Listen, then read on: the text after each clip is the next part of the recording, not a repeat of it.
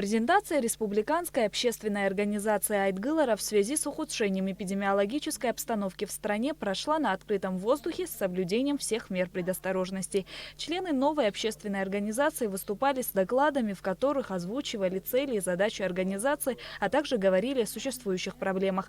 Возглавил Айтгылара экс-мэр Сухума, кавалер ордена Леона Кан Кварча. Он отметил, что главной целью создания организации является достижение общественного согласия и благополучия населения Абхазии. С учетом сложившихся общественно-политической и экономической ситуации в нашей стране, оценивая вызовы и реальные угрозы самому факту существования государственности, мы вместе с единомышленниками пришли к выводу о необходимости направить весь накопленный опыт, знания, имеющие возможности для противостояния нависшим угрозам. Перед нашим государством стоит целый ряд вопросов, как во внутренней, так и во внешней политике, решение которых возможно только при консолидации всех имеющих ресурсов. В период пандемии серьезно сложилась экономическая ситуация. Налицо, что у руководства Абхазии нет ясного видения путей и способов преодоления экономического кризиса. Так, упорно критикуемый налог на добавленную стоимость, тот самый НДС, который в пылу политической борьбы представлялся как нынешними властями как главное зло, почему-то никто так и не отменил.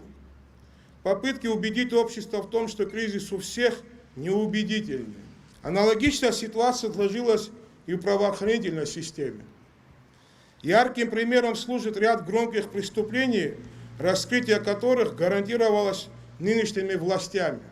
Одна из тем выступления Кана Кварча – состояние здоровья президента Аслана Бжани. Кстати, о главе государства.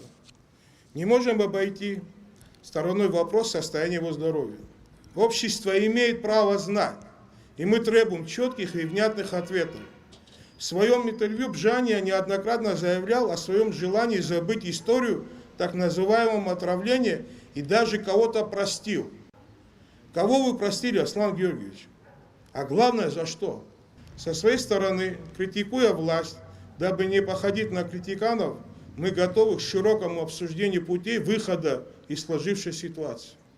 Из-за сложившейся эпидемиологической ситуации в стране состав Высшего совета Республиканской общественной организации Айтгылара пока не сформирован. Шазина Ханагуа, Тамас Чиковани, Абхазское телевидение.